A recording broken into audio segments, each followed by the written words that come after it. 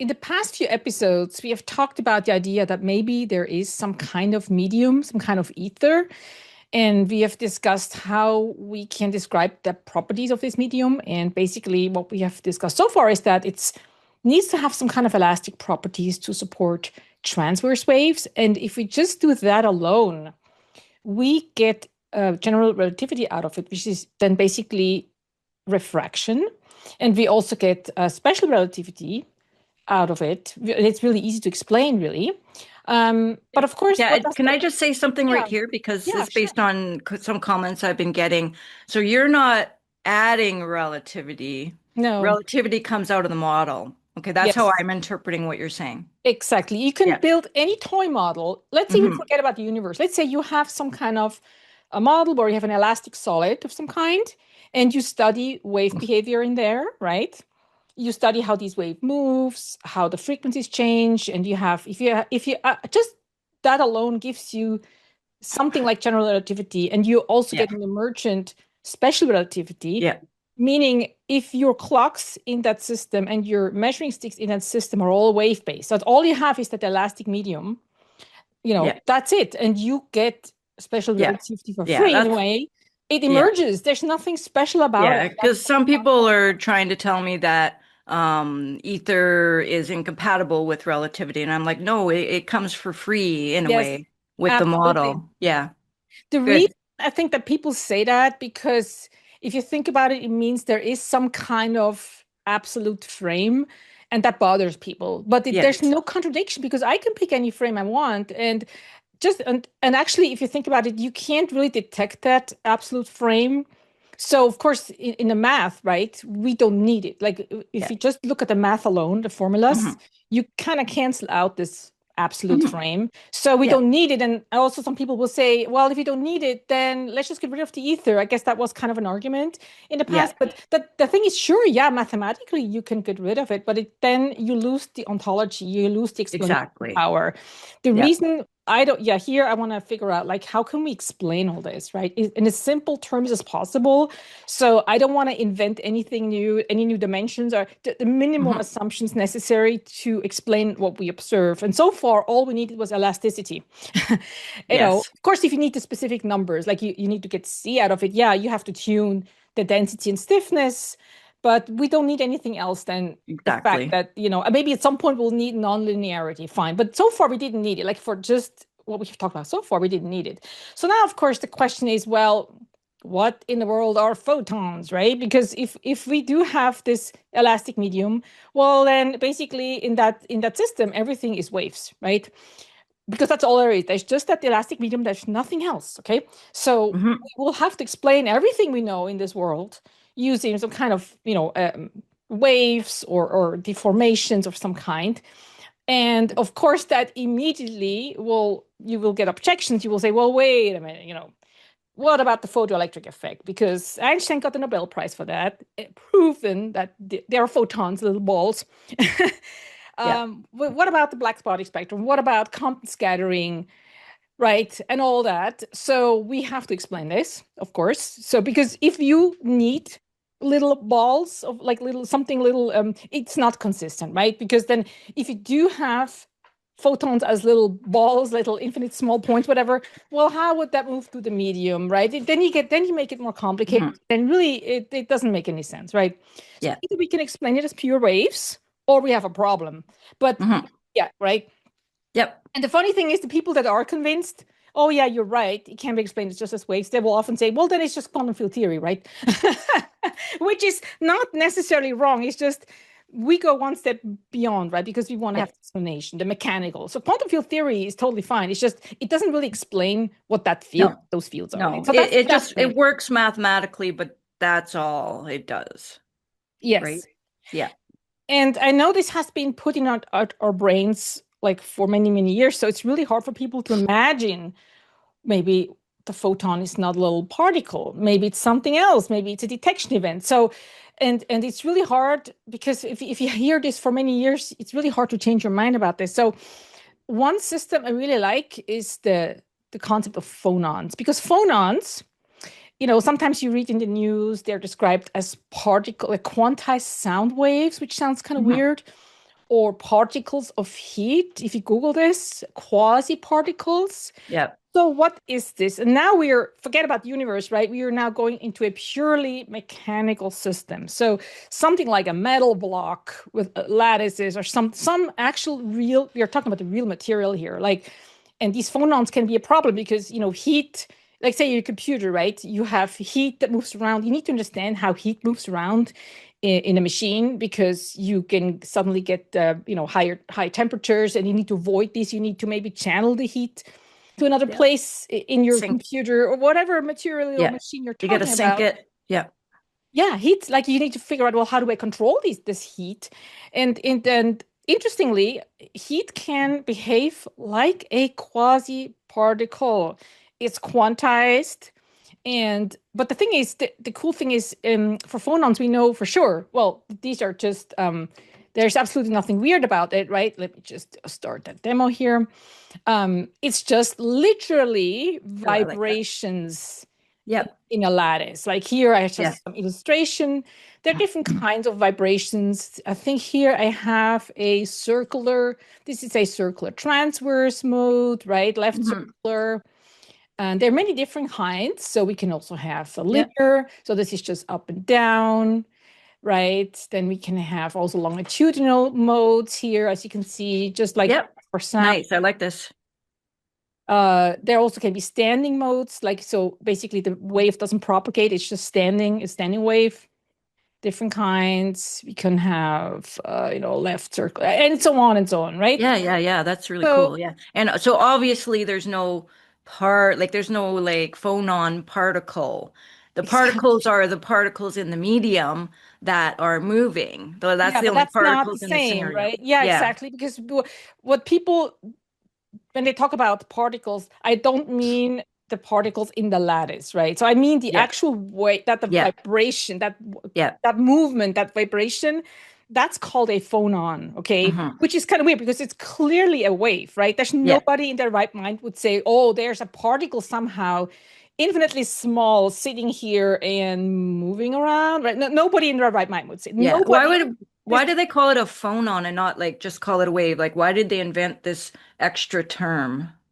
Well, Was it because to was it yeah. because of the photon that they're trying to find an analogy, or did they have this term before they invented the phonon, like or the Well, the photon? thing is, if you go to Wikipedia on this and they look at the page of Wikipedia, it's described the same way as a photon with a T, which is really interesting. So when I first heard about this, I'm like, well, wait a minute. There's two things, photon and phonon.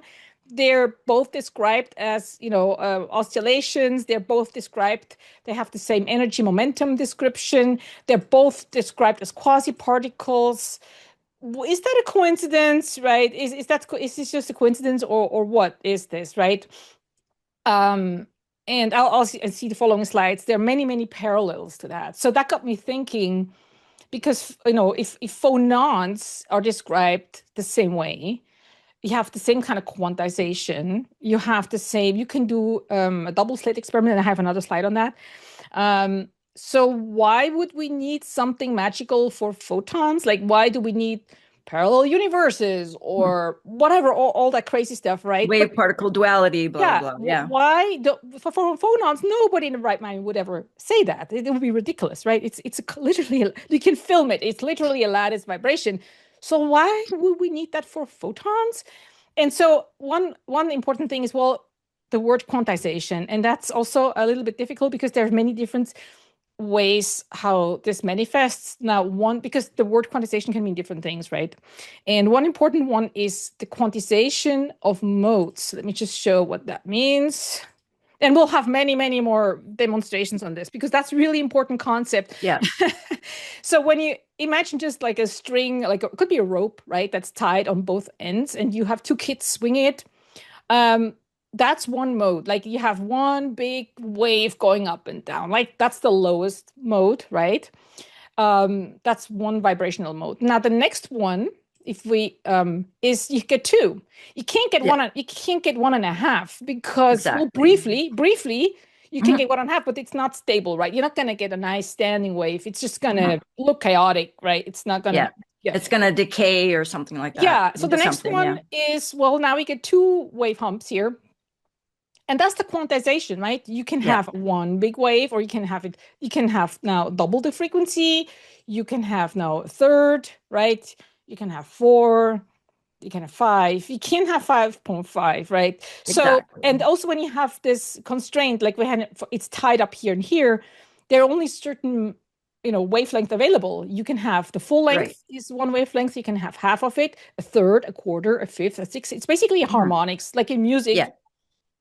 So Exactly. that's And where, so you need yeah. those boundary conditions, right, on either end to create a standing wave. You need some sort of Yes, boundary condition, right? exactly. And we'll talk about Okay. the electron a little bit later, because now we have a string which doesn't look like an electron at all, right? But when you make a circle out of it, or actually a sphere, you will see how we also get the same kind of harmonics, right? This is just the Mhm. introduction, really. So this is why where we see that word quantization come up a lot.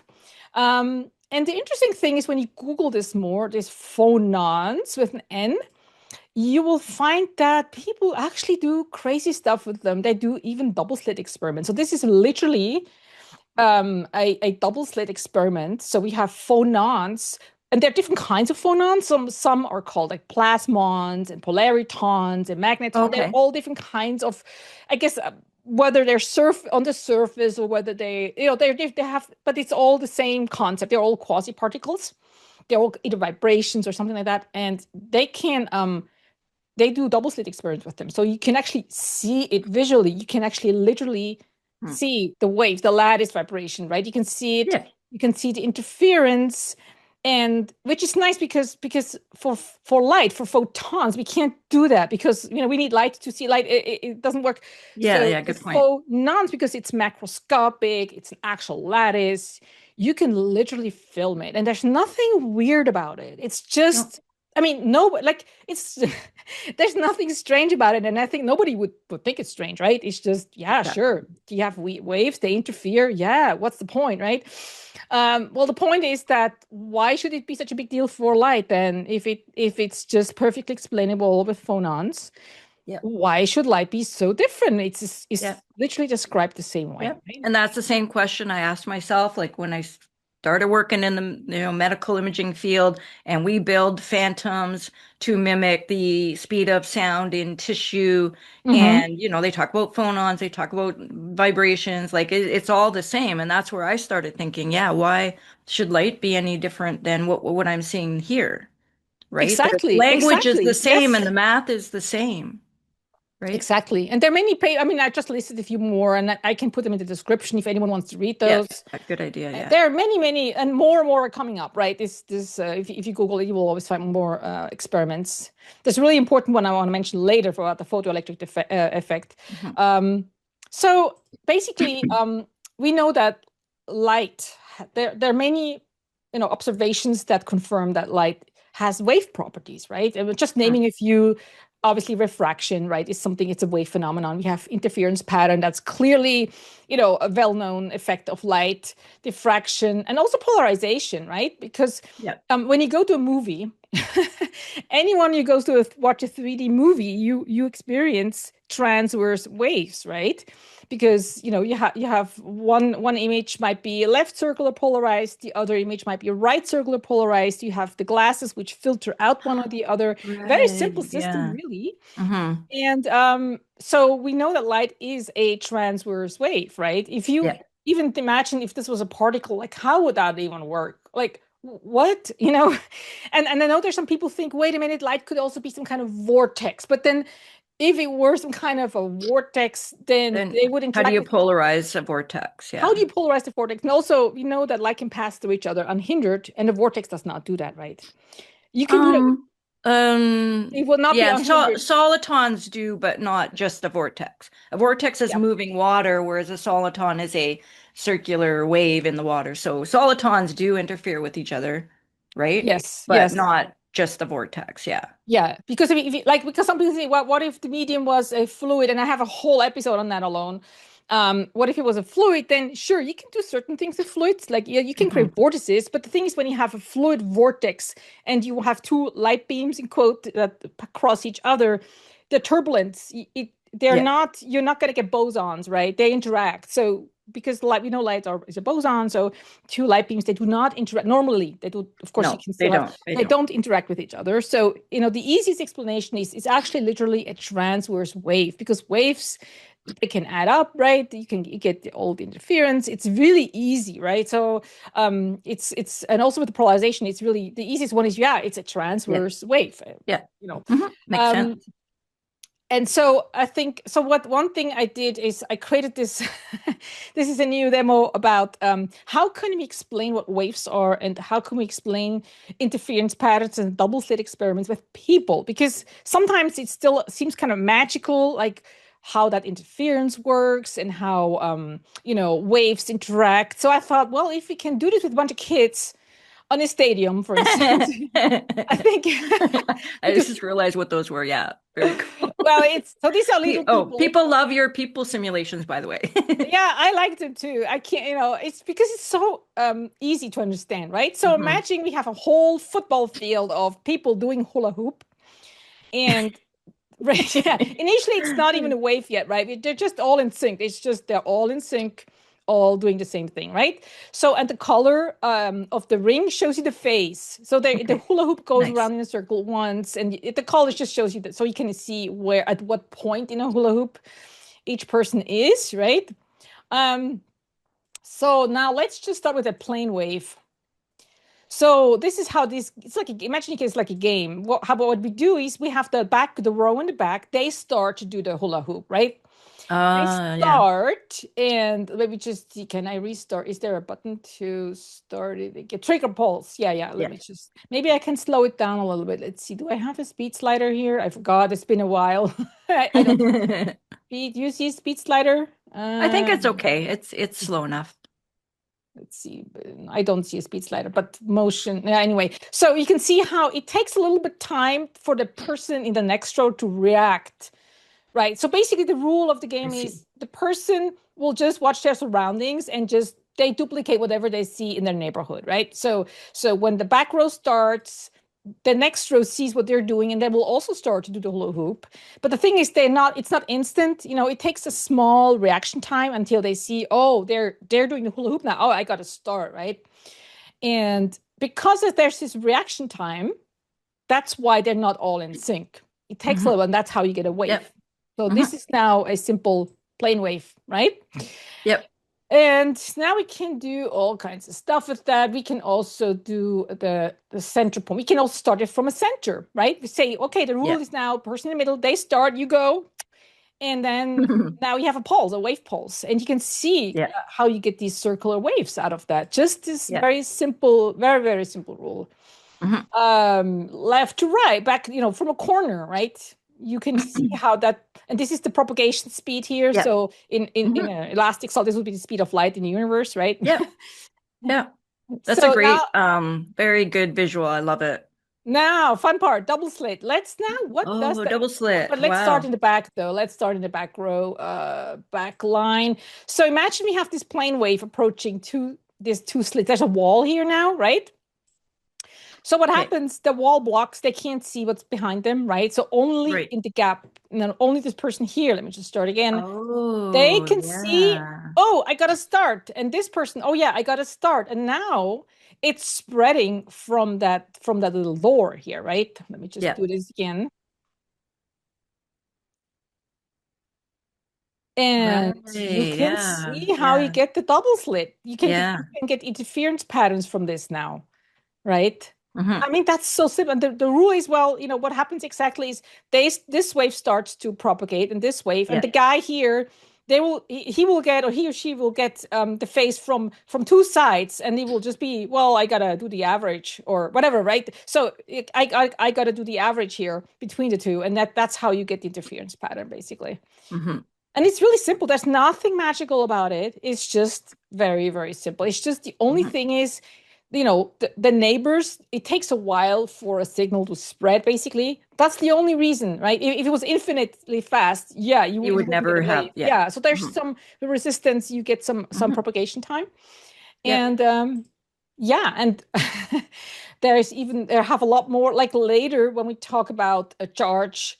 we can do all kinds of interesting stuff. We can have circular waves. We can do all kinds of stuff, Oh, right? So wow. I'll talk about that a little bit later. Like imagine we have now, imagine, I'm going to explain this later, but imagine we have two groups of people. The one of them on the one side, they move on one side, so like in circular clockwise, and the ones Okay. beyond that line, they move counterclockwise. I don't know if you can see, Oh, but you can see yeah. that it's like a, There's a pressure wave moving through it now, from right right? to left. Yeah. Yeah, that's Yeah. later when Yeah. we talk about this is actually a current. So this is Oh, what, yeah, yeah, yeah. It's also very, very simple to see. When you see that, like, yeah, because like that would be current down a wire, maybe. imagine you had this big beach ball somewhere. You place a big beach ball here, right? Yeah. What happens is that beach was going to get squished to the left because of that pressure wave, right? Okay. Yeah. See, you can see it's going from left to right. So like this. Right, because they're closer together on the right and Yeah, it further pushes apart. anything inside to the left. Yes. Yeah. Yeah. Mhm. That's Yeah. really interesting. So we can see there's no magic about the double slit at all. Of course, the question is, well, what about detection, right? Because that's really the thing. Um, so the whole idea of because why do people think there are particles? One of them is the photoelectric effect, and so I'll talk mainly about this one here, Hmm. because otherwise it will be like 3 hours, right? So Yeah. Yeah. we'll focus on this one. There, actually, Schrödinger has a nice explanation about the Compton scattering as a wave model, and he literally wrote like a half a page because to him it was trivial. To him it was trivial. I can maybe summarize it briefly. So basically, there is something called Bragg scattering. That is, you have light and you have ultrasound waves. Okay, ultrasound standing waves. Hmm. Light waves will get scattered on the ultrasound waves on the wave pattern, and that scattering depends on the frequency of the ultrasound wave. So you have a wave scattered with a wave, and he has like literally just half a page explains it. Oh yeah, that's trivial, and that's kind of it's the same for light, you know. So there for him it was kind of obvious that there's a wave-based explanation. Yeah. And that's But the only way you could explain that, I think, with a wave. yeah, Yeah. it's but I'm working on a simulation, but it's a little hard to get Yeah. the I think simulation they visuals use on that. this. I think there's an imaging technique. There is an imaging technique that where that combines ultrasound and light, where the light Yeah. affects the ultrasound, and then they can use that as for imaging, medical Oh, imaging. yeah. And actually, I haven't listed them here, but there are actually publications about people doing scattering experiments with phonons as well, right? With Mhm. phonons, we know they're not they're Yeah. actually lattice Mhm. vibrations. You can scatter them as well. So to me, that's always the best indication. Well, if you can do it with phonons, why shouldn't you Yeah. be able to do it with photons, Exactly. right? I mean, Hmm. that's so the big one is the photoelectric effect. Yep. Why? Well, Einstein got the Nobel Prize for that. So how Yes. could I argue it's not a particle area? Am I crazy, Yeah. right? Because he got the And Nobel that's what Prize. everyone says. That's the first thing they'll Yes. say. Well, Einstein, that's what my boss would say. Einstein got the Nobel How could you Prize for it. even So, dare to yeah. question that? You know, are you Yes. nuts? Of course, yeah. So we'll have to explain that. And the thing is, so just briefly how it works, right? So basically, there's light gets approaches some metal, and then what happens is that electrons get ejected, right? Based on the intensity and frequency, you get the different behavior. And originally they thought, well, if light was just no, I'm calling it classical because Yeah. they didn't consider all the aspects. But in the sort of old-fashioned classical waves, they thought, well, the higher the intensity, they thought, well, the faster the electrons gotta be. What they didn't consider is well, how does light actually interact with the electrons here? So that's the thing. Yeah. And they thought that any frequency should work, even very small, any frequency should work.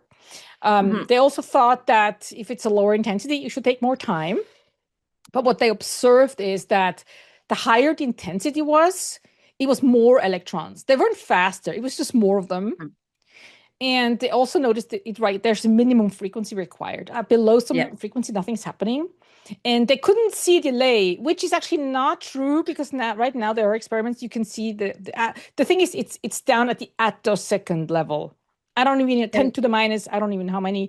okay. It's very, very, very short, right? So now Right. there are experiments that show there is actually a minimum, there's a time it takes, but it was Yeah. at that time, I mean, 1921, they Yeah. there's no way, right? There's also a time to create a so-called photon, apparently. I looked that up, and so that might be the similar time. I don't know. I would But there, expect it would be similar. Yes, yes. yeah. And so it's what I find is really important is the historical context. When he, at the time when Einstein did this, right, that Schrödinger hasn't even come up with the wave equation yet. They didn't even know this part yet. They Mhm. didn't even know about the of the wave equation. They had no concept yet of how matter could be have any quantization, right? They didn't know about the electron orbitals. They didn't also know about Fermi's golden rule yet, which is not taught in quantum physics. Hmm. And I'll explain this, how a wave can interact with electron energy levels. So how you can explain this using just waves, basically. They didn't know that. He didn't know that. So of course, if you don't know all that, stuff, well, you need some explanations. Yeah, you might say, well, it's got to be particles, right? If you don't know all this. Hmm. And this is the most important part, right? Yeah, so definitely. so let's talk briefly about Schrödinger. He was always convinced that that matter is actually composed of waves. He was the one. He never accepted that the idea that it would be literally particles. He wrote, for instance, that in 1926 the material points consist of or are nothing but wave systems. He also really hated this probabilistic interpretation. So he even this literally, I'm quoting that, okay? He said, let me say at the outset, I am opposing the basic view from when Max Born put forward his probability interpretation because he was assuming it's all about real waves, not just probabilities. Because at that time, right, afterwards, people never talked really about real waves anymore. They all said, oh, it's just probabilities. That's it, right? Yeah. And he was totally he didn't like the idea of quantum jumps. Hmm. He even said, and I'm quoting that, okay, he literally said that if we have to go on with these damned quantum jumps, then I'm sorry that I ever got involved.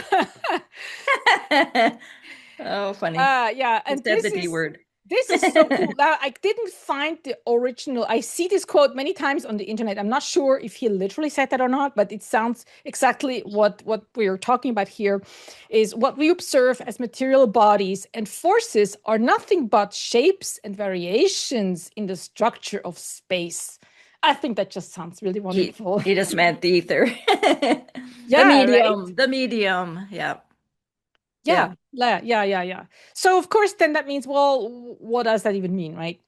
Wave systems of matter. What is that? So we do have a full episode on matter waves. So I'm just going to Okay. talk about some aspects here because I can't talk about everything in each episode anyway. So Yep, for sure. um, so for those who don't know, people have been doing double-slit experiments even with matter waves.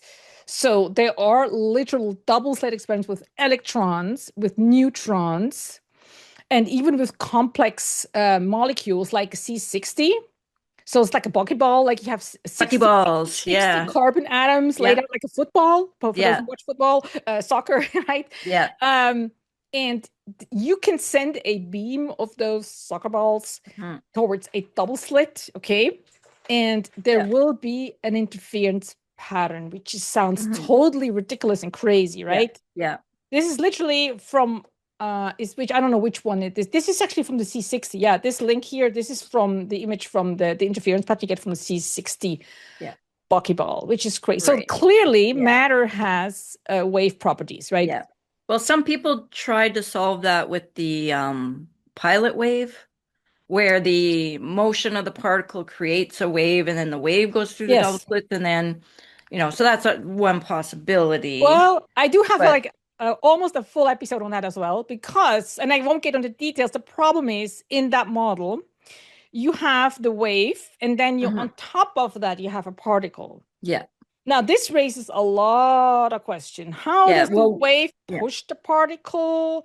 And see, Right. when I draw these pictures, it always looks like a nice, like the oil droplet experiment, right? You have a nice oil, like a wave with oil and a little oil droplet bouncing. That looks Yeah. wonderful. But we're talking about, I mean, this is not just a two-dimensional wave. And when you read up on it on the pilot wave model, guess how many dimensions the wave has? I have no idea. 11. No, no, no, I many, don't many know. more. I Billions, don't know. I trillions, just trillions. It's like the whole, what? it's, yeah, yes, yes, yeah, yeah, yeah. Literally, I'm not kidding. I'm not joking. I thought I was wrong. But basically, because for each particle, each quote particle, you have three coordinates, right? So you Mhm. have three-dimensional wave for each. And then when you have two particles, you have six dimensions. For three, you have nine Um, dimensions. They do not assume a real medium. It would be, I could imagine, yeah, sure, if they can model this using some three-dimensional medium, okay, but no, I that's not it. They I model actually it as an I saw a simulation. I can't remember when, a couple of years ago, that did show a macro pilot wave. Have you seen that one? It showed a I'm macro not sure. example of pilot wave. I'll try and find that and send that to you. The other Okay. problem is where is the energy? I mean, so I have the whole full episode on this with slides and Yeah. everything and simulations, Well, but the energy would be because they're shooting a particle. So the particle is already in motion. So the particle in motion could be creating the wave, and then that could be guiding the particle. Anyway, like I haven't the really thing given it is, a lot of thought. there's two models. Either the wave has the full energy and mass. Basically, either you're saying that the particle itself is just a coordinate, an abstract point, and it doesn't Mhm. have its own mass. It doesn't have its own doesn't have any extension. It doesn't have a mass either. So it doesn't have any energy even. All the energy Mhm. lives in the wave. But then Right. you have to quite well, if it's just a coordinate point, then why do you need it? Then it's really nothing. It's Mhm. literally the detection event. Then it's just a coordinate. If it's just a coordinate, you don't need it. There's nothing there, right? Yeah. So that's the one thing. And the other one, well, if the particle itself has its own mass, then the mass would have to interact with the wave. And you get all kinds of problems. I have the slides in a separate episode. That's why the wave model, it sounds nice, but you it you get into all kinds of problems. So it's much cleaner to have, well, it's just waves because as soon as you add another particle on top of it, you have all these problems with the Mhm. interaction and how does Right, it move right, right. through? You're How does right. it move Yeah. through? Either it Yeah. has no extension at all, but then if it has nothing, if it doesn't have even a Yeah. mass, how does it get pushed? You know what I mean? Good point. It doesn't add up, okay? It really doesn't add up. When you really think about the details, it doesn't add up, unfortunately. Um, Oh yeah, and so Ketterle, Wolfgang Ketterle, you should. This is really interesting guy. He got the Nobel Prize for working on when atoms behave as waves. He was the one who created the Bose-Einstein condensates. He's the one guy. He's the guy. I'm sure I know you like Bose-Einstein Yeah, condensates, I right? do. He's the Yeah. one, and he even developed the atom laser. And again, this is all based on the wave model of matter. You couldn't do this if matter was just particles, right? Yeah. You need a coherent literal matter wave, okay? And there's some pictures. This is from Wolfgang Ketterle's work. This is a picture of two Bose-Einstein condensates interacting with each other. So you can take a picture of the matter wave, which is fascinating, I think. You can see how the density, changes Yeah. of the Yeah. matter wave. So is it the top and the bottom are the two different Bose-Einstein condensates, or is it left and right? Oh, What is, I know it's just different pictures of the same thing, oh, basically, I maybe for see. different time Yeah, so top points. and bottom are the two and they're There's interacting. two, and you Like, can see they're quite yeah. large. These matter Okay. waves are enormous. This is one Oh, millimeter, okay? yeah. So this is macroscopic, and you can Yeah, see yeah. that. You You can can see it. see Yeah. the wave shape. Like, how could anyone argue, oh, it's just a probability density, probability distribution? Obviously, this is more than that, right? And people might say, oh, well, it's just individual atoms, but no, it's a wave function. The whole thing is It's one a wave system. function. Yes, Yeah. you actually get the cancellation here. You get basically in the middle where it's white, there's no matter there, right? It's Yeah. literally the waves cancel each other. Hmm. So Yeah.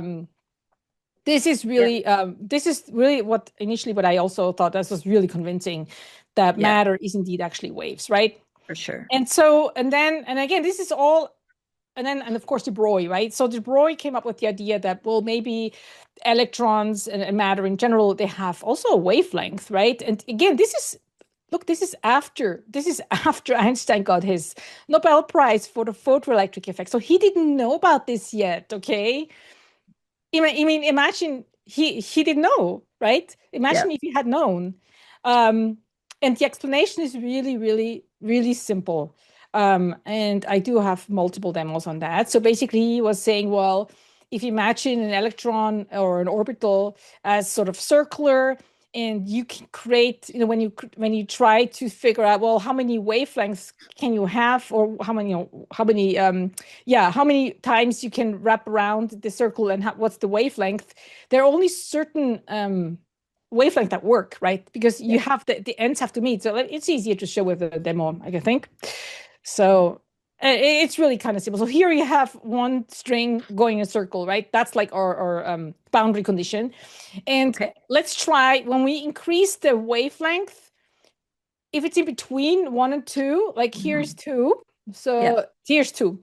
In between, it's just not stable. It's messy. The Yeah. ends are not meeting. So you can have Yeah. 2, you can have 3, you can have 4, 5, and in between.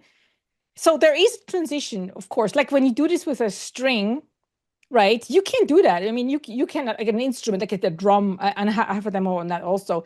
It's not instant either, right? So there's a Yeah. transition. It's just not stable. You only get stable once you are at full. Yeah. Literally, the That ends would have be to meet like up. a transition when you Like this one, transition. the ends don't meet, and that's just not stable, right? You're not gonna get. So that's where the whole quantization comes from, right? From Yeah. this, you can only have discrete numbers of wavelength. Otherwise, it's just not gonna work. It's not gonna be stable, right? Mhm. So yeah. Now, of course, that's just literally one dimensional. We can do this with 2D harmonics with a drum. So let me try that. So here we have the same idea. It's just with a drum. Cool. I love And this. we Yeah. can have like the beta zero mode or whatever. You can just have one big, uh, vibration going up and down on the drum. And now we can Mhm. start to quantize. We can say, well, I can quantize the radial vibration. So now I have this mode where there's, the wavelength, there's two, right? There's two humps here. We can have 3 and 4 and 5. We can also quantize the azimuthal, so around the radius here, we can quantize that one as well. Now we have a mode where we have two of those vibrations basically split side by side, right? Yeah. Then we can have 4 of them. So this is, and you can see, I on purpose, I picked those same N, L, and M, just like we do in quantum physics, because the N is the radial, you know, The angle quantization. or yeah. Then we have basically the azimuthal quantifier on the where you can combine them, right? So you can have, all these different modes, and Mhm. that's the quantization in 2 dimensions, basically. Yeah. And it's all very clear. And again, of course, people play drums. There's nothing magical about them. Mhm. So, and it's clear. It's Yeah. not like, oh, a quantum jump. It's not Yeah. nothing magical. Yeah, you will get if you hit the drum. There's going to be some intermediate state, right? It's going to transition. It's going to be maybe a little noisy even, Yeah. but it's quick Yeah. because Yeah. I've only seen this a mode is similar stable. thing, sorry, in cymatics. In Mhm. cymatics, right? Where they have, sand that they put on a plate and they vibrate Yeah, the plate and exactly. they, Yes, right? that's a nice video on that. It's Yes, there yeah, are very stable conditions, and then in between you see it gets kind of messy, and then when they get to the next resonant frequency, you see a pattern. So it's yeah. exactly what you're showing here. Yeah. Mhm. So the word jump is kind of wrong to me. It just Not a those are jump. the stable, configurations.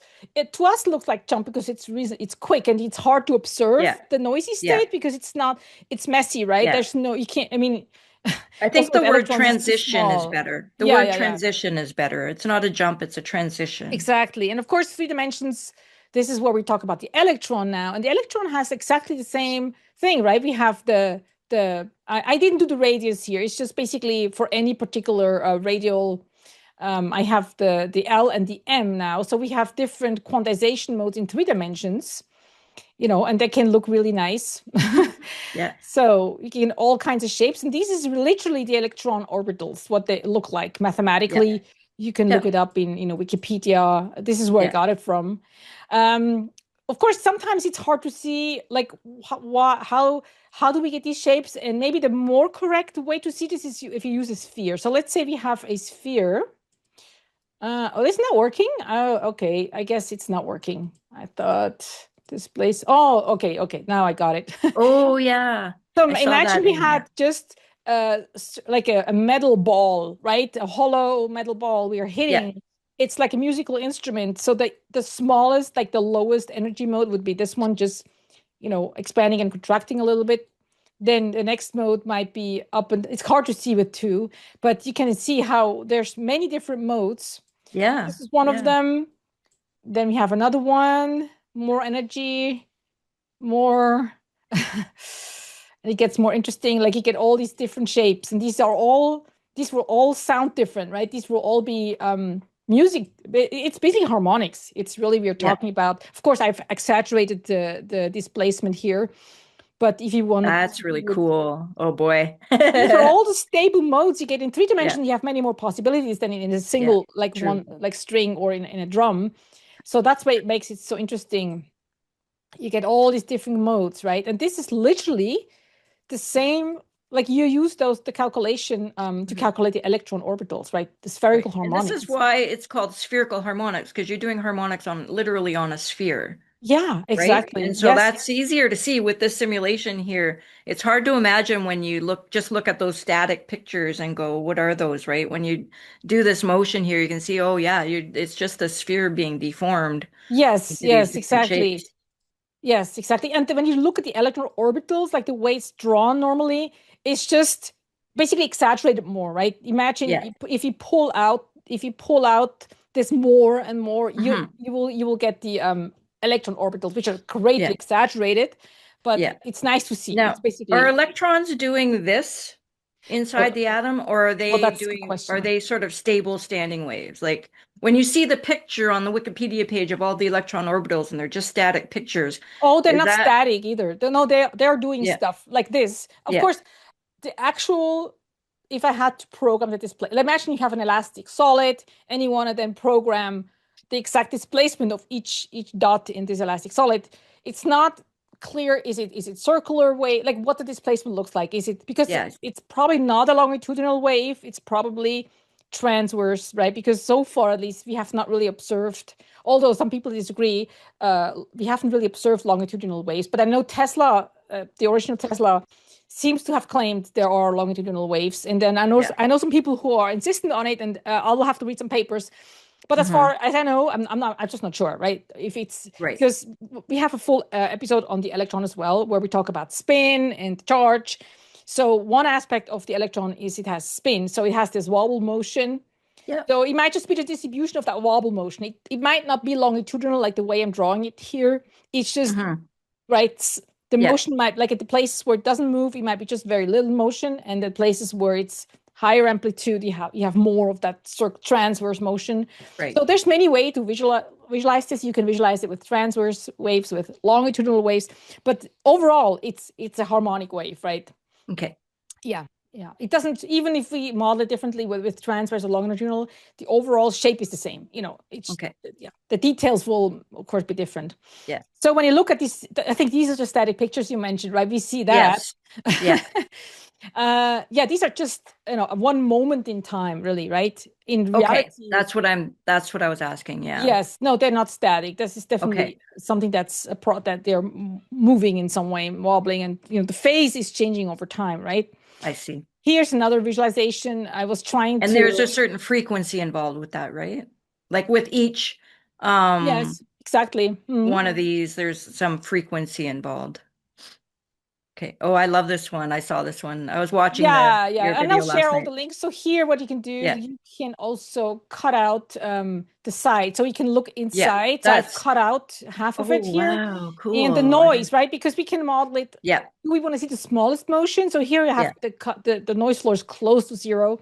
Yeah. Right? You can Yeah. see this little spherical thing. But when you start to cut out, let's cut out the pieces don't move much, where the amplitude is really small. Like we get those shapes now, right? So that's Yeah. Yeah. basically. So they're just And showing one iso surface in those diagrams, yeah, exactly. When right? you Whereas see, you yeah, can yeah, yeah. slice in and out and see the different isosurfaces of the Yeah, it is same just, yes, standing wave. exactly, exactly. So it's just cutting basically what you want to color, right? You want to Yeah. color which surface you want to color, right? That's Yeah. basically it. Because if you cut out, like depending on where you cut it out, the Yeah. energy level you cut, or the amplitude, you will look like this, or it would look like more solid, like more like a sphere.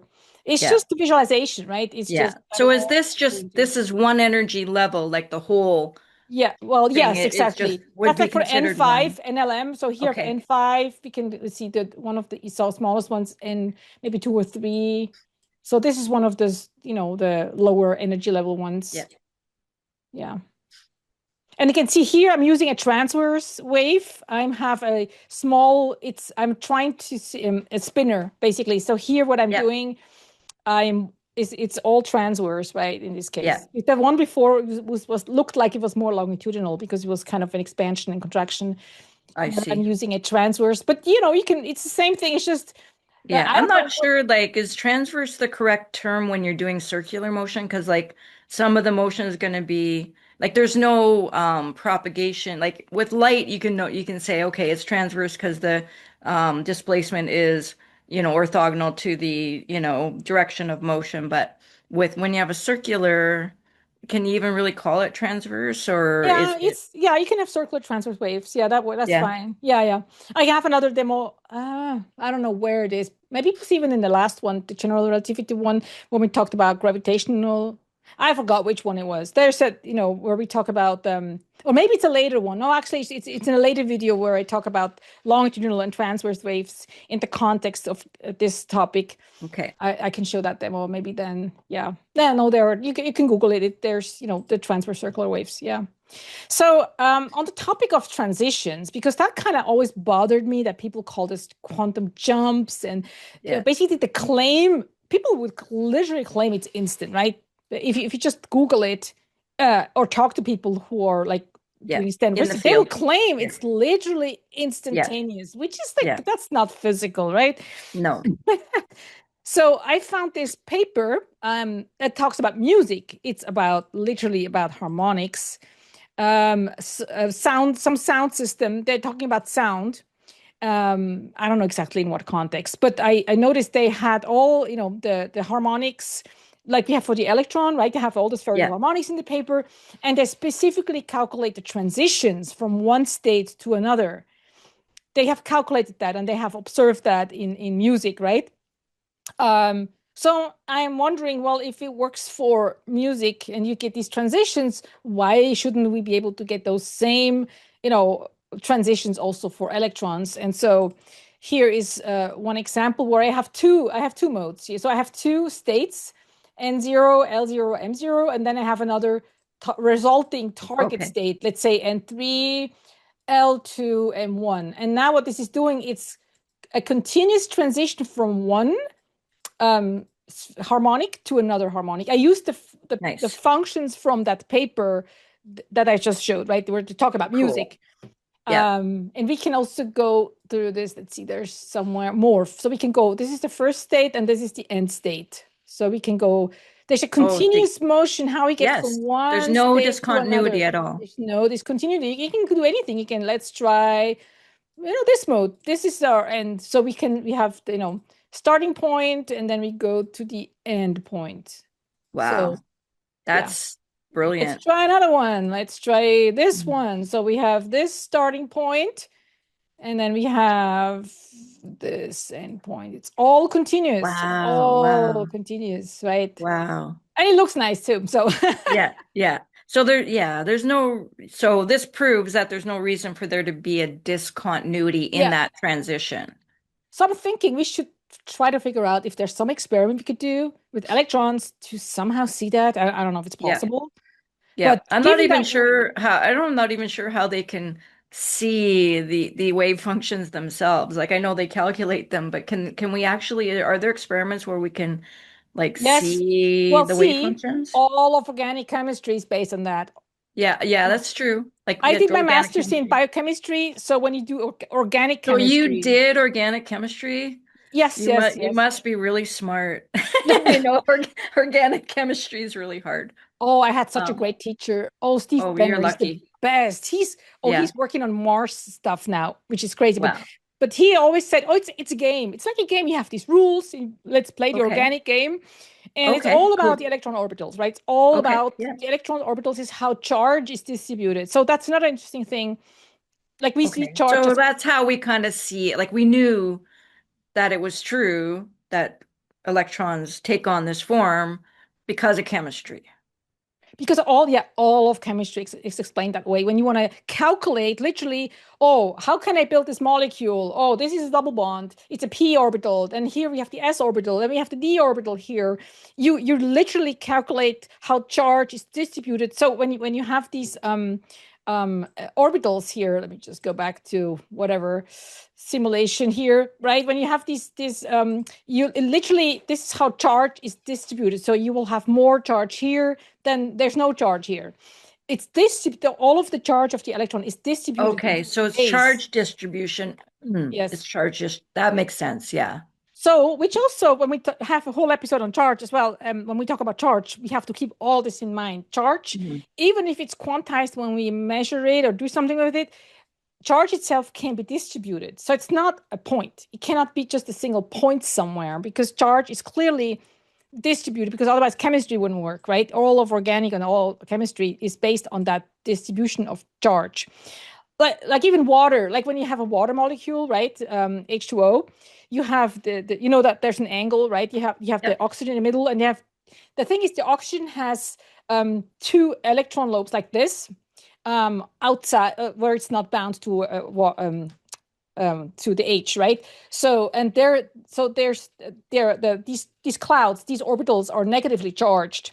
There's some charge there basically, and negative charges repel each other. So that's why water has an angle because you literally calculate the shape of the H2O using these orbitals and using how it's bound to hydrogen. And then you have these leftover orbitals with charge and negative charge repels. So that's why you can calculate everything with that. It's really Wow. amazing, actually. Wow. And in chemistry, like it's to me, when I learned it's kind of no-brainer. Yeah, these are like, charge is not a point. That makes no sense to say charge is, say, at the center of the electron. How would you explain chemistry? Yeah. Are physicists forced to take organic chemistry so they can understand this? They should, yeah, Right? it should be, yes, it should. Yeah, so this is an interesting paper. I thought that hopefully, unfortunately, this is Yeah. music, right? So physicists are not likely to read that because it's totally different, area. But there is a paper I saw about how to catch and reverse a quantum jump mid-flight. So there have been attempts to do that, right? So I can see that they have been able to sort of weakly observe transitions. So I think that's like a very nice Yeah. paper because it shows that, yeah, there's something to it, right? Because in this experiment, what they were doing, they were able to reverse a jump that was about to happen. I don't know the I details see. anymore, but basically, I have to reread it. But this is a nice example of where they were able to do that, right? Not totally visualize it, but they could see, oh, it's about to happen and reverse it, for instance. Yeah. So what I'm reading there, the experimental results demonstrate that the jump evolution, when completed, is continuous, Yes. Hmm. coherent, and deterministic. That is very important. Yes, yes. That's very important. Yeah. Also, this is about controlling quantum jumps and quantum systems, right? Which Yeah. might be important for technology in general. Yeah, for sure. So now, hopefully, we are still actually talking about the photoelectric effect. So Yeah. it was just a And long photon. Yeah. excursion explaining this, basically. So Einstein did not know any of this, right? This was totally not known yet. It came later, after his Nobel Prize. So I wonder if he had known all this, would he have really thought that we need a particle? I mean, if he had thought of that, and if especially now we are talking about the second thing, which is Fermi's golden rule, which he didn't know either, I'm sure he would not have gotten the Nobel Prize. He would have come to the same conclusion that we have. I'm convinced, and so I feel like so much has been Yeah. discovered in the last 100 years. Yeah. We should And we need to reevaluate. go back. We need to Yes, go back. Yeah, revisit. science Yes, should always go back and reanalyze their assumptions. Always. We should yes. never be prevented from doing that. And how would you interpret an experiment based on all the new knowledge we have now? Yes. Back then, it's like, 1,000 years ago, people didn't know about anything, right? So, of course, they came up with all the crazy stuff like Mhm. a horse carrying the sun across the sky. I don't even Yeah. know. Yep. Now you learn stuff. And then, so we should actually go back to all the Yeah. experiments And 100%. well, how Yeah. would you interpret that result? Now, can we interpret it in different ways? Is it still the same? Okay, so now the most important part now, since we know this now, right, is, Yep. well, how 100%. can Yeah. we explain how a light wave as a pure wave interacts with an electron? So basically, how do we actually detect, how do we even detect light? How do we detect a photon, right? So we have to figure out how we can get something discrete, a discrete event based on just a wave, right? That's really the question.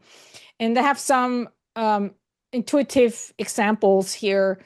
Imagine a storm over a forest, right? A storm is not a particle. A storm is just like wind everywhere, and swirls of wind. But sometimes a tree falls, right? It might start to sway and more and more. At one point, you might break and fall. This is what could be regarded as a detection event, even though the storm itself is not. They're not particles of storm, right? Exactly. Yeah, it's not, but the event is quantized. So yeah, the tree falling is, hey, there was an event, we detected it. That's an Yeah. example where something that's not a particle can create discrete events. Similar Hmm. to an earthquake, earthquakes are actually Yeah. waves, right? They're Yep. longitudinal and transverse. Earthquakes are waves. We know that. They Yep. will start to shake a building, and Yep. this is a big topic in research, right? How you make the buildings more stable, how you can stop the resonance, right? It's all about Yes. resonance. As It's it about start, resonance. if you have an earthquake and it's only really short, like say a second, nothing's going to happen, right? Yeah. It's But when you the have, continuous. yeah, it Yeah. starts to swing, the building swings more and more, Yeah. and if you're Yeah. unlucky and you hit the resonance, Yeah. that Yeah. wave has Yeah. the resonance of the building, it will collapse no matter what you Yeah. do. So they have these And things where they have inside the building, they have these weights that starts to swing to counteract the. oh, interesting. Yeah. Yeah, you want to kill the resonance, right? Yes. So Hmm. and so, well, maybe this is all about resonance, because what if a light wave, right, is also an oscillation, interacts with the electron, and over time, if there's a resonance there, it will do Hmm. something, right? Yeah.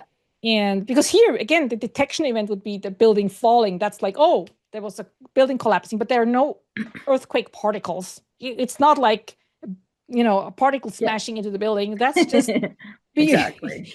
right. We would, yeah, sound silly if we said that. Here's one. I had the brief moment I was using Mythos, the one from Anthropic, briefly to help me explain this.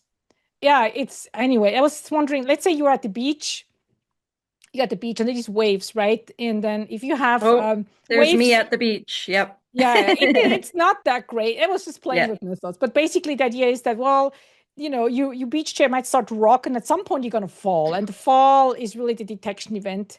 Yep. The other thing is if the wave is very, like, the wavelength is very long. So if the frequency, this is kind of running too fast here, but imagine it was really small, like slow waves, like the frequency was really low, right?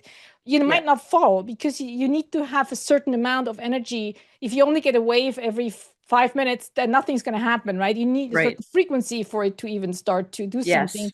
So here with an increased frequency, then yeah, you're gonna get more events because now it's Yep. interacting but there's with the resonance, it's gonna be resonance between the wave and the Yep. chair.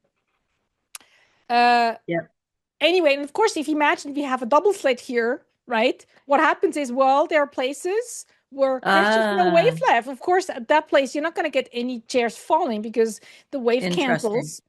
And in other places, there's no cancellations. You actually get more. You get, it adds up. So Ah, you will get more chairs falling. And that's literally the way how the this. double slit experiment. It's a detection event. Yes, yes. So how does, Yeah. and there's more. I mean, yeah, maybe I know I'm overdoing it, but Oh, because I just wanted to get the idea across. It's yeah. really I just was I was gonna resonance. bring up the one on the left. Oh, That's a really good example of resonance going bad. yeah, that was just a wind, strong Yep. wind, I guess, but Yep. there was a certain resonance, and it started getting worse and Yep. worse and worse over time. It Yep. takes time. So the thing is with Yep. resonance, it takes time. Same as with the glass. When you sing a tone, I don't know. Have you ever tried this? I should try it sometime. I don't know if I can do it, but when you have like a wine glass and what you can Yep. do with your finger, right? You make it wet a little bit, and you listen what sound it makes, For the certain, tone. Yeah. and you try to imitate. Then you try to sing that tone. That's the resonant Yeah. frequency. And if you can do it over time, it will start to vibrate more and it will Yeah, shatter, I right? think you pretty much have to be an opera singer to be able to do that. Although it's funny, I saw this YouTube video where someone did an opera singer, and the opera singer was like doing, ooh, Yeah, changing you have to keep the constant you have to frequency. keep a You can't constant. modulate it. That's So, not easy to do. That's not easy to do with your voice. yeah, yeah, You yeah. have to be make a pure tone. So what's the solution then for light and electrons? Because the way we detect anything really in physics, how we detect light is usually through the electrons. Let me just show this one first, baby. Right? We Yeah. detect. How does a sensor work, a photo detector work, right? You have Hmm. an electron somewhere in an atom, and then either it gets ejected or it needs to reach a certain energy level. Yeah. And we know about the harmonics, right? So it Yeah. needs a Yeah. certain amount of energy to get from this one stable level to another level. There's a certain energy difference. And how does And it that's get there? inside the atom we're talking about here right now, right? Yes, yes, Inside the atom. Yeah. yes, Okay. exactly. And this is literally like the swing, like when you have a kid on a swing. So let me see this one. Yeah. So imagine you have a kid on a swing and you push the kid a little bit, right? You don't need Hmm. much strength at all. You don't need to have a really hard push. Anyone can do that. Anyone can start to push the swing a little. And if you do this in the right frequency, you will start to push the kid higher up and higher up and higher up, right? If you hit the correct frequency, right? If you keep pushing when the kid is arriving, of course, then it will start to slow down. So it's Yeah. just about you need to get the resonance of that swing. If you Yeah. push, then it will get increased and increase and increase. And imagine here, the detection event is a kid jumping off. Like it needs to reach Yeah. a certain height, the Falling kid can off. jump off, right? Yeah. Um, so here, this is a plotting the if impact, like if you the frequency we have, how much it is able to increase, the swing. And of course, if you are out of sync, right? If you Yeah. change the frequency, let's say we push here at that frequency, Okay. let me just reset. Now the blue arrow shows how I'm pushing, and then I'm not really hitting it correctly. Like I'm out of sync. Right. Well, Yeah. nothing's going to happen. It might Yeah. start to, so see, it's kind of It starts chaotic to slow here. down. Yeah. Like you can see it also here how it's starting. Yeah, it's a little bit and then it stops because you're just getting it. It's not correct. Like we are Yeah. way off. We're way off. We need to hit the frequency. It doesn't have to be exact actually, which is interesting, right? You can't be a little off. It doesn't have Yeah. to be Yeah. perfect. Like if you're a nanosecond off, it's fine. You Yeah. can, because it's not hard, right? If you ever done this, it's not that difficult. It just it's quite doable. So you have to just be close enough. Of Yeah. course, the more precise you are, the faster it will happen, right? If you're Right. I way see. Yeah. off, it will take longer. Yeah. And also, of course, it depends on the length. So if you have a longer Yeah. swing, you need to now You that's the change the slower, right? We frequency. have to go Yeah. slower, right? Yeah. So yeah, Yeah. Yeah. Yeah. that's what all is about resonance. So meaning Hmm. is even if the light wave here is our hand pushing in a certain frequency, and we don't have to be strong. We can just keep pushing and pushing and pushing and pushing, and over time we reach a certain amount of the swing reaches a certain height that the kid can jump off, right? Yeah. So and what's the intensity here? The intensity is how hard we push. If we push harder, it will take less long, right? If I push really Yeah. hard, it might take only a few cycles until the kid can jump off. If I'm really weak, it's gonna take forever. It's still gonna work. It's just gonna take forever, right? Yeah. Yeah. Hmm. So that's the intensity. Um, so that means, and the kid, imagine the kid flying off, right? The speed at which the kid will fly off, it will not depend on how hard I push. It will Right. have reached a certain height, and It'll then it just will take just, longer. yeah, it will Yeah. just take. So that's exactly the photoelectric effect. Okay, Yeah. more intensity does not mean the kid is flying off to the moon suddenly. It will just the intensity determines how long it takes until the kid can jump off. Okay, Right. and But what about the mainstream is claiming that it doesn't take any time, though. So that sounds like a little bit of a contradiction. Yeah, but there are experiments that show that it's in Okay. the attosecond range. And Yeah. that's what I would suggest that people do more experiments on that and actually, do more because now we can measure these time ranges, do experiments Hmm. and changing the intensity, right? and see if this is correct, that Right. more intensity is faster and so on. Yeah. That would be, I would like to see that experiment. Yes, absolutely. Yeah. Yeah. So, Because and this, one thing I just want to, in terms of the photoelectric effect, so I understand this sort of in terms of the, getting an electron to come out of an atom, it has to be a certain frequency. But the photoelectric effect's a little different in the sense that the electrons are bound to the metal. The electrons that get released from the metal have a certain binding energy. And this is something I kind of figured out on my own mhm. where the electron, I asked ChatGPT, what's the binding energy Yeah. of the electron to a metal? These are the free electrons, right? The ones that can Yes. move around, but they're still bound to the metal. That is And bands, right? so These energy bands. so the energy, so the minimum frequency is at, and the minimum energy is the minimum frequency that corresponds to the binding energy. So what you're doing is you're breaking the binding energy. Yeah. Mhm. But when you increase the frequency, it just causes the electron to move faster, right? So it doesn't, so is like, so in the Fermi's, in this golden rule thing, um, when you go past the frequency, it prevents the electron, but that doesn't happen with the photoelectric effect. With the Mm. photoelectric effect, an increase in the frequency just causes, the electron to move away faster. So I think that situation is a Yeah, little because it's different. higher energy. So if you have a bigger, there are different, so there are different levels that are possible, right? So the electron you can push up to here, or here, or here, or here. Yeah. And the higher it is, the more energy the electron has, then it will be Hmm. faster, basically, Yeah. right? And Yeah. that's depending on the frequency and not depending on the intensity. The Exactly. intensity determines only Yeah. how many you see, and Exactly. the frequency determines actually because the energy, it's like the height. You can imagine like the height where the kid is jumping off in a way. Hmm. Kid can jump off here or here or here.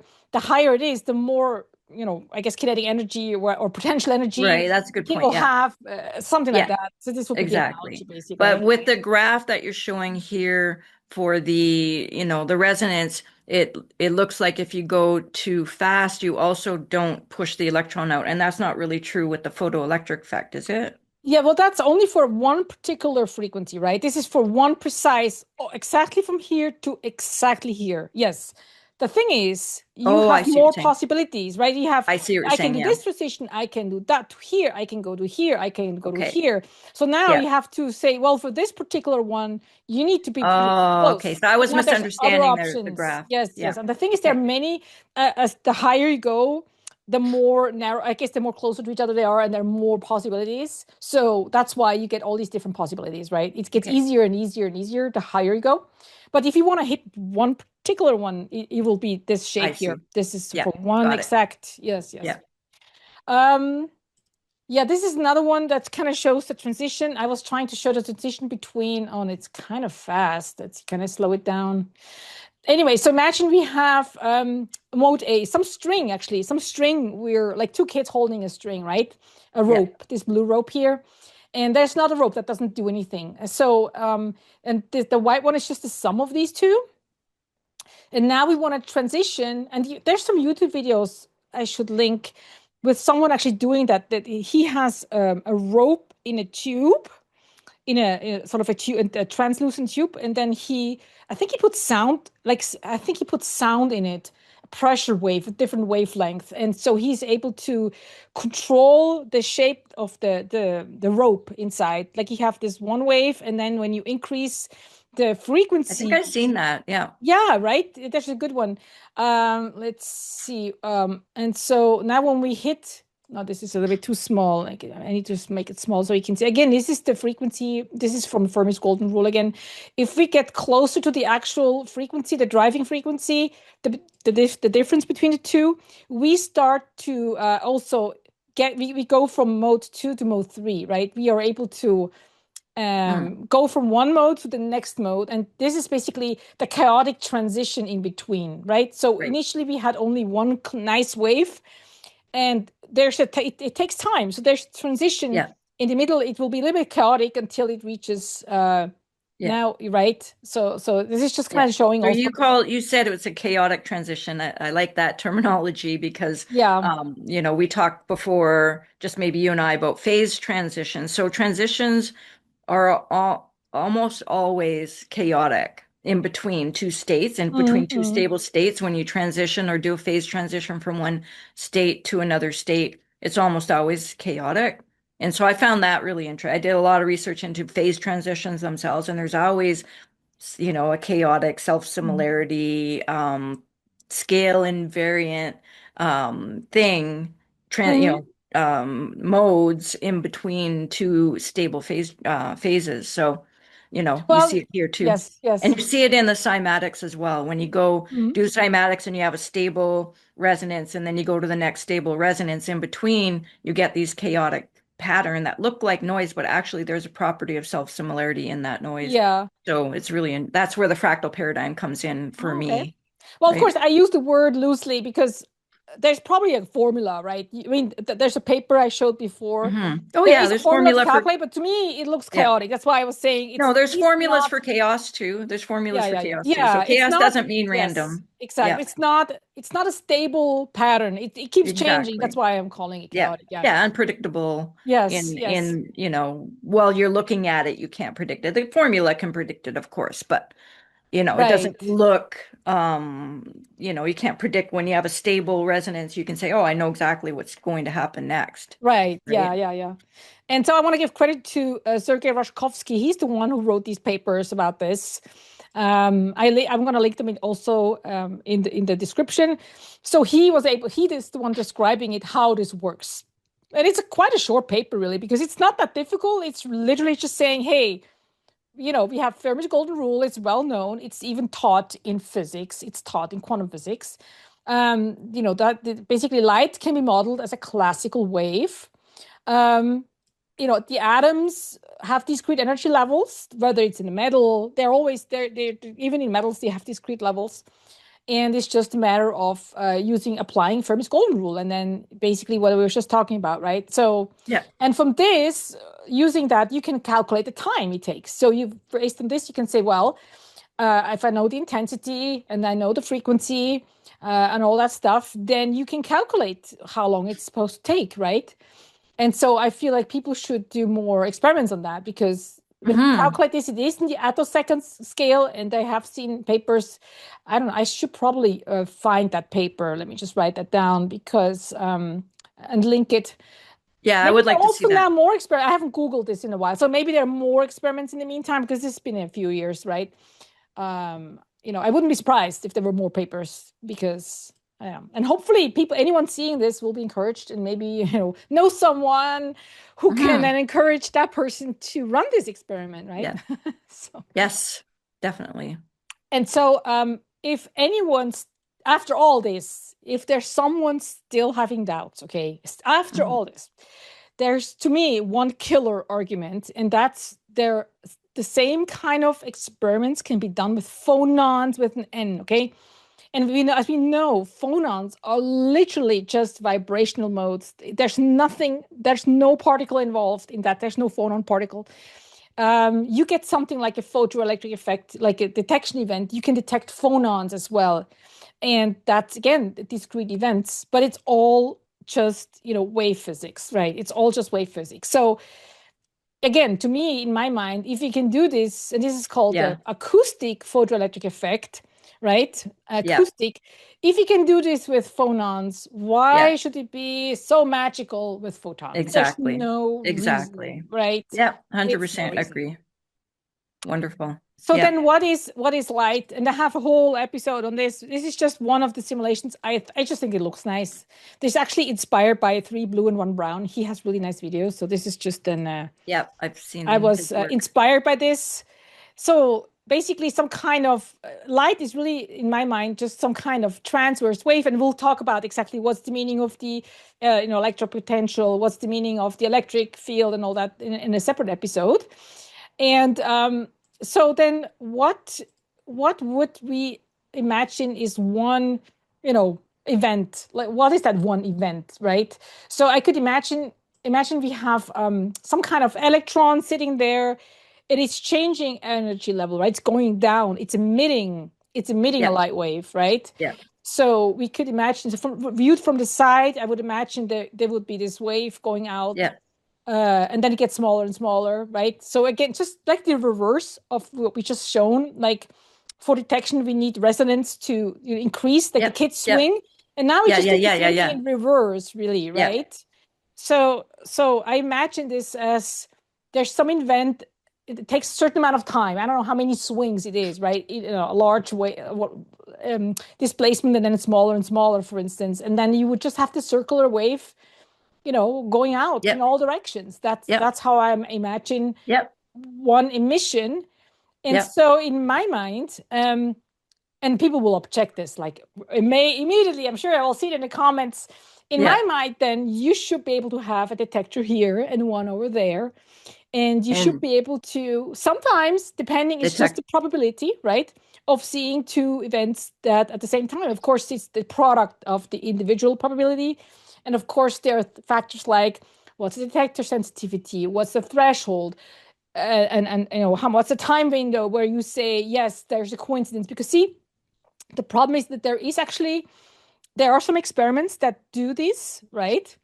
But I believe it or not, these experiments that I've seen, almost all of them except one, they use a beam splitter. Okay. Now the thing is, we'll talk about this later. But when you have a beam splitter, so when you have two waves entering a beam splitter, you get the Hong-Mondel effect. So you get anti-bunching effect. So basically, the beam splitter itself, Anti-bunching. Yeah. That's what they anti-bunching, call it. and this Mhm. is again another wave phenomenon we can explain with pure waves only. But the thing is, you will either get an exit, so the wave will either exit one on one end or the other end. You will not get two coincidences.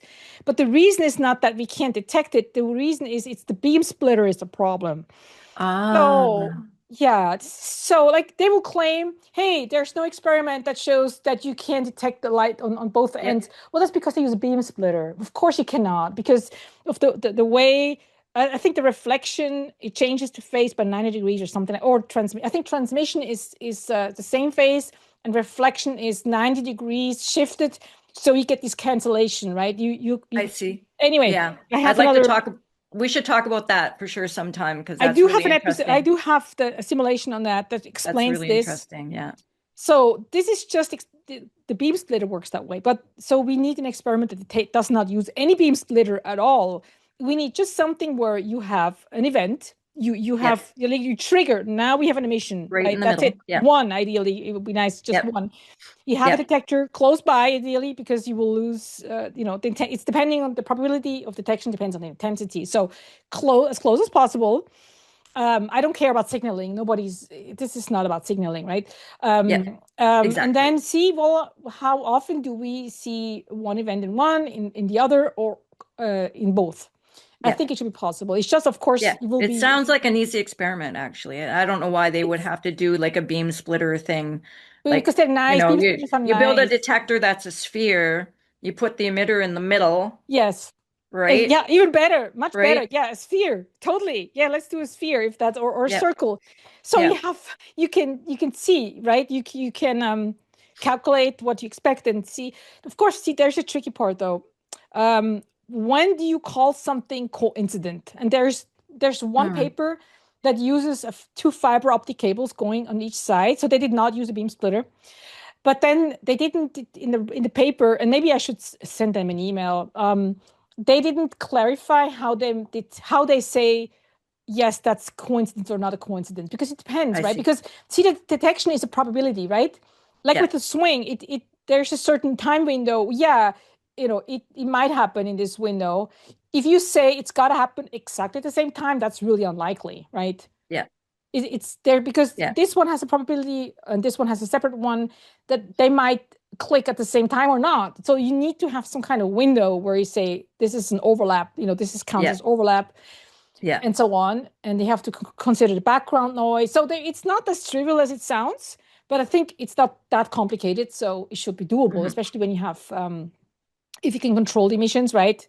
Yep. So to me, this is clear. It's got to be possible. But Yeah, for sure. I agree.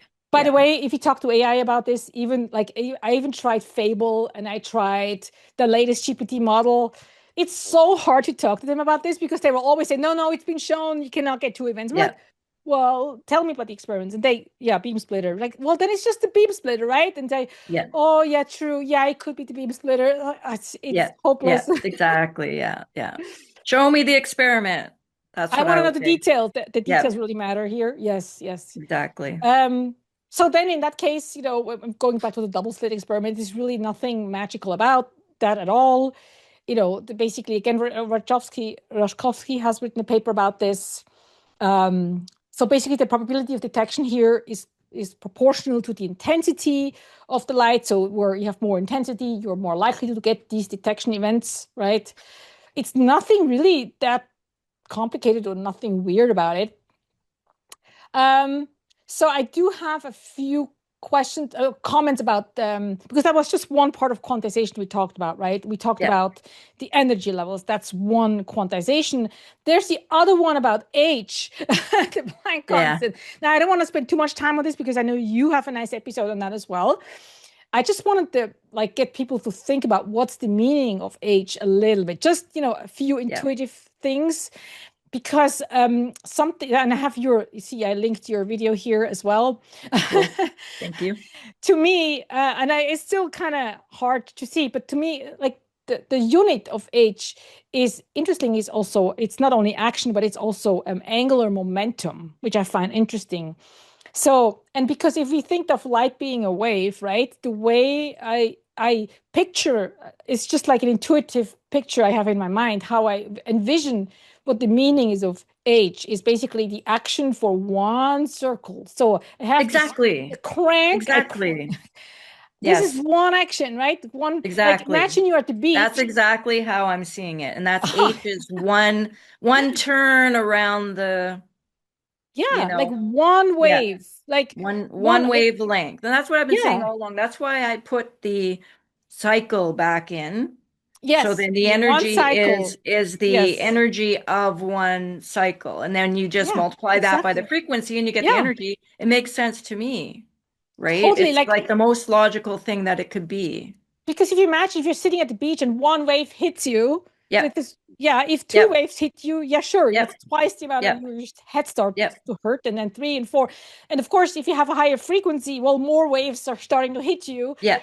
per second, then Exactly. They're going to that's knock why you it's H over. Yep. times, right? H Times times the frequency. frequency, and it's kind of makes sense. So H is like Yep. the amount of angular momentum or action, or it's related to energy of that one wave. Turn. And then you have Yep. more per second, you get Yep. more, if One you more. turn, one Yeah. oscillation, one wavelength, one wave period. There's lots of ways to say it that are saying the same thing. Here's Yeah. another visualization with toothpicks. Oh, okay, now I need to restart it. With toothpicks, basically, imagine you have, this is the same thing. So one turn is basically, so you have one wavelength here. Yeah. And so that's the amount of Yeah. angular momentum you have in that one One wavelength, turn. right? And if you Yep. increase the frequency, then it will shorten. So you have more per second, basically. Yeah. So it's Yeah. it's the same That's thing. exactly Yeah. how I see it. And I'm surprised I have to argue with people about this truthfully because it seems so obvious, but people have this idea of action in their mind, but they can't really explain what they mean by action. Yeah, it is a different, Action is I think one it's a difficult turn, it's concept. one oscillation, it's Mm. one whatever you want to call it, right? But it's Yeah. one. Mm. Yeah. And that's So that, another form of yes, quantization. yes. One wavelength is, waves are quantized by wavelength, obviously, Right, right. right? Now, the other thing is about uncertainty, right? So here is a small, where is that coming from? Because people always say, yeah, uncertainty is magical. But this is really, again, it's not really that difficult to understand because imagine we have a drummer. Drums make really short, Yep. noises, Impulses. Yep. impulses, but the frequency is not well defined. As you can see here, there are many kinds of frequencies in here, right? Because Yep. otherwise you couldn't get that shape. You need multiple types of frequencies to add up to wavelengths to add up to that shape. Otherwise, you Yep. wouldn't get. So that means here I'm showing So the spatial extent is short on the left side, but the Yeah. frequency range is long. There's many different kinds of frequencies that you have to do. And the shorter it is. So I think I need to move this up a little bit. Why isn't that slider working?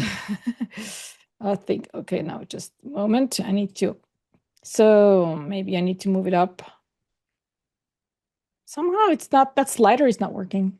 Oh no. Um, so let's see. And the flute, let's say we have a flute player that plays almost a sinusoidal tone, Yeah. then you can't really, in space, it's very long. It's not a clear sound anymore. So in terms of spatial extension, it's really long, but the frequency is very narrow now, right? Yeah. Because you have a clear, maybe just even one frequency or just a few. So yeah, that slider, I don't know what's happening with that slider. So that's the uncertainty principle. You cannot have Yeah. both. You cannot have, it's just literally not possible to have a very small spatial extended sound and also a clear frequency. It just doesn't work because it's just wave physics. It's Fourier transforms and all that, right? It's just waves. It's all about waves. Yeah. Again, so even the uncertainty principle is nothing weird if you consider that light and matter are waves. It's only weird Hmm. if you think it's particles. Yeah. Because why would you have this with particles? Like, there's no explanation, right? There's no explanation. Yeah. Um, Another interesting thing is it's just a short towards the end now. Matter and antimatter, right? Because if you imagine, you know how noise canceling headphones work, right? Yep. You listen to sound. Basically, what they do, when a noise enters your headphone, your headset will create an anti-noise. It will just Hmm. Yep. mirror, like create a mirror image Yep. of your Hmm. wave. And so if matter is waves, then well, antimatter is just literally the anti-wave. Exactly. So Yeah. to me, it makes sense. Now it doesn't have to be exactly the mirror image, but at least the defect, whether it's compression or whether it's a wave, has to be Yeah. opposite. So when they meet, they cancel They basically. cancel. Yeah. That So makes here I sense. Yeah. have two, like you can say electron and positron approaching. The thing is, even with headphones, it's not that it's zero afterwards. So the energy doesn't go away, right? Right. But what happens is you get, even in your headset, you get heat. So there's still vibrations. It's just Yeah. a different frequency. There might be, Yeah. like Yeah. for matter, you get gamma rays, right? Yep. Now, gamma rays are just really, really high frequency light Yep. waves. So it's not Yep. that the energy goes away to zero, No, obviously, no, no, but no. like here the electron and positron, they would cancel, but they leave this high frequency light waves there. So it's just a conversion of one wave shape or to another wave shape. So again, this is not really mysterious, right? If you think it's just, No. yeah, waves adding, right? Yeah. If you It think totally, of if matter is a particles, wave, that totally explains antimatter, yeah, I mean, matter antimatter I don't know how annihilation. people explain this using particles. Oh, Yeah. electrons particle, antiparticle. Why would they annihilate and why would they generate Exactly. gamma rays? It makes no Yeah. sense, right? So Exactly. sure, mathematically you can do whatever you like, but to me there's just no explanation if you use particles. So to me, and we can have similar explanations for the black body spectrum, like the absorption and emission of light, right? You have to use again quantization and all that. So it's all, we don't need particles anywhere. I have not seen a single experiment that really said, yeah, we need particles. So basically, Right. it's all just what I would say. Then Yeah. what is a photon? To me, a photon is what we call a detection event, Yeah. like a tree crashing or house collapsing. It's just that's what we Hmm. call it. And I am wondering, by the way, about electrons too sometimes. I mean, electrons, what really are they? Are they really? I mean, this is a big question to me, right? Because an electron, again, it's a wave. It can go to double slits. You can have a coherent electron waves. So what is that one electron? Is it also related to detection, maybe Yeah. somehow? I'm not sure. Or Yeah. interaction? It's not totally clear to me. Exactly. I think people should wonder about that more. Yes, definitely. Definitely. Cool. Yeah. Excellent. So that So was, I have just I know you probably want to end pretty soon, but can is it possible for me to share the sure. screen? Yeah, Because of course. I'm going to stop to share. Yes. like last month I so Now do I have to share? I have to say share, Yeah, you right? need to click share. Share. Okay. Um, and then share. Okay. What? Yes, I can see it now. You Hmm. can see mine? Yeah. Okay, I can't see it on my screen, but Oh, I'm that's not sure why. funny. I As can long see as it. as long as you can see it, it's fine. I Yep. see something else, but that's Mhm. okay. So, I asked, so last month I was thinking about this and I was trying to figure out exactly what you're talking about. What is the photon?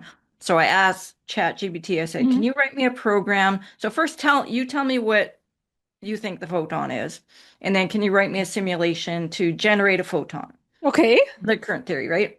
Yeah. So basically what it said, so here's the simulation it gave me. You can see my mouse, Oh, right? yeah, yeah, yeah. It looks Okay, nice. Yes, yes. right. So you got the high level and then it's transitioning to the low level. So what it Hmm. said is like the high level is a frequency, Hmm. right? It's a wave function. And the low level is a frequency, it's a Yep. wave function.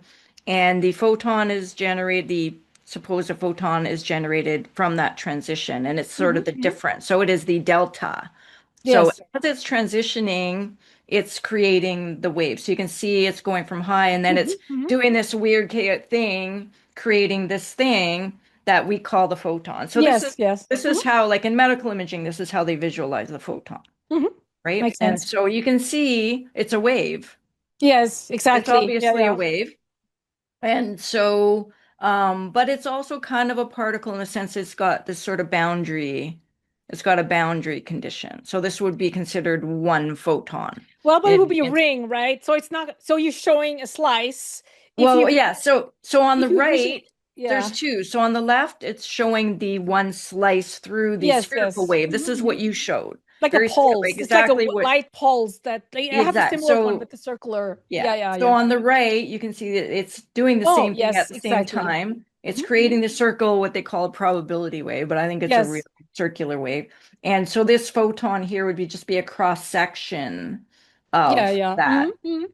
Okay. And so, and then I did another simulation. I wanted to see what would happen if this photon was reflected off a mirror. So there's a mirror here. Oh, The okay. Hmm. photon's emitted from here, and it reflects off the mirror. You can see it does this crazy interference Oh, pattern. It yeah, yeah. interferes with itself.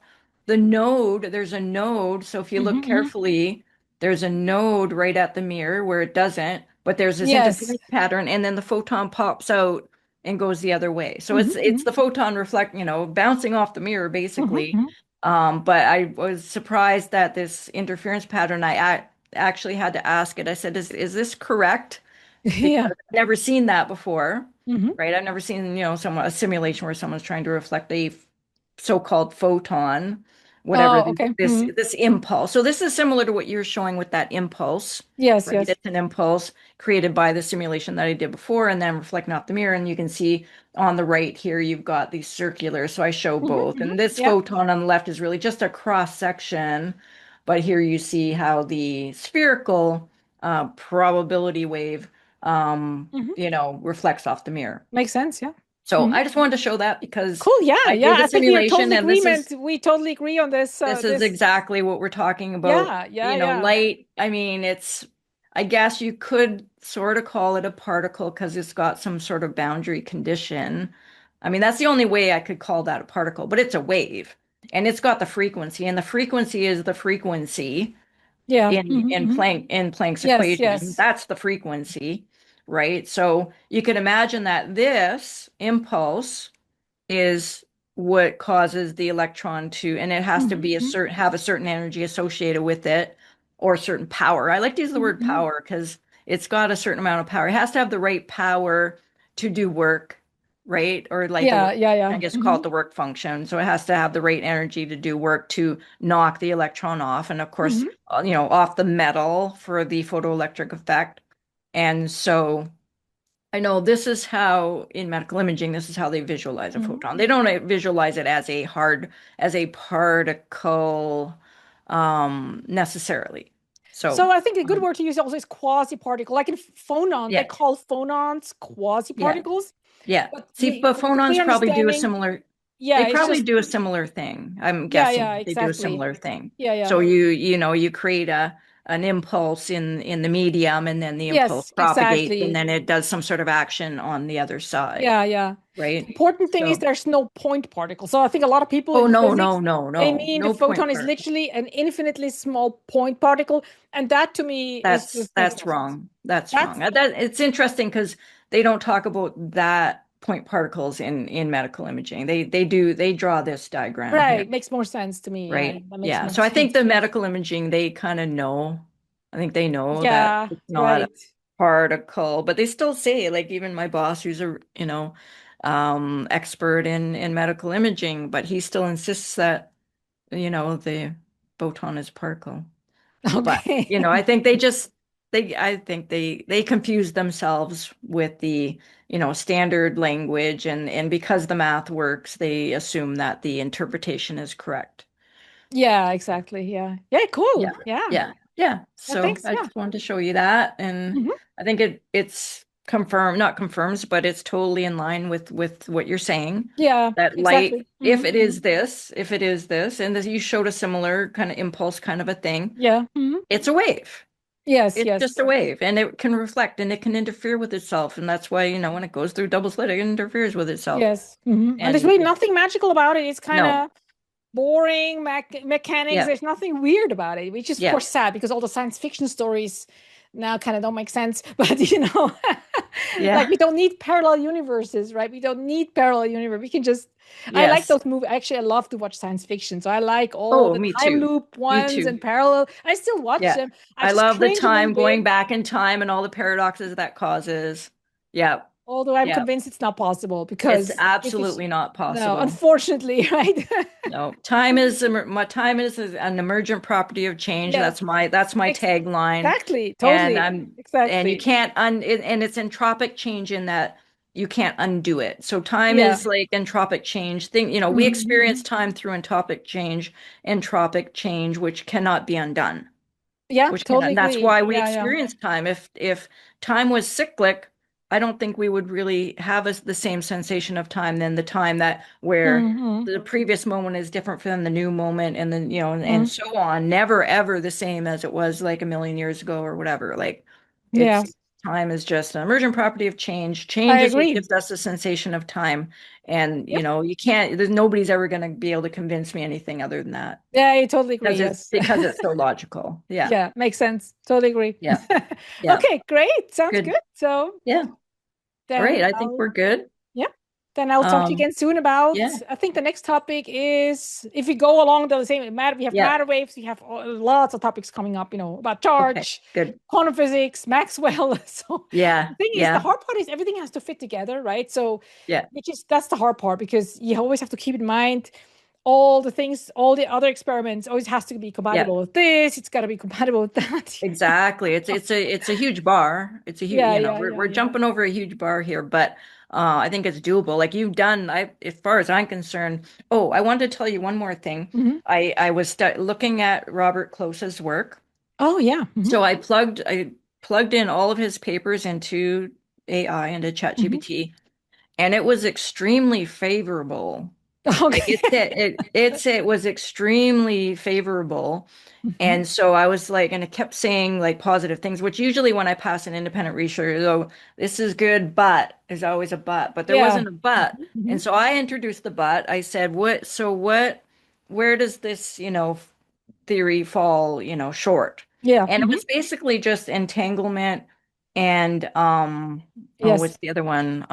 The one that you talked about the other day on James's channel. I don't Um, remember. anyways, Yeah, I'll yeah. talk So about there were just a entanglement. couple of Yeah, things yeah, yeah. like hard, like things that I think that you're already addressing. So I think you've Yeah, yeah. addressed through his work. I think you've addressed a lot of the issues, most of them, in my opinion. Mm. And now it's just a matter of dotting some I's and crossing some T's, really, Yeah, yeah. right? Yeah, he has great. He's really a serious person. He doesn't overstate things. He's very Right. careful. Yeah. No. And Unfortunately, his yeah. papers are very So mathematical. I wish yeah. I talked to him quite a bit, and I wish so. Yeah. This is what I feel I can help and can help visualize some of the stuff Yeah. because he's very kind of dry, math, Yeah. math, math. I'm like, Yeah. Yeah. you need to Yeah. explain this in simple terms, but I think he Yeah. cannot Yeah. do it. He thinks it's No. easy. So I don't think he's able to Yeah, understand that people he's a don't. genius. He thinks it's easy. And yeah, but that's why like I'm just loving ChatGPT because it helps me. I can put in a paper with a lot of math that I would make me nauseous Yeah, going yeah, through. exactly. And Yeah. it can verify, yeah, the math is sound. Like I have a friend who I worked with many years ago, and he's a super genius. Hmm. Um, Really, like he's got a paper on the photon. He's got his own theory on it's called mutual energy theory.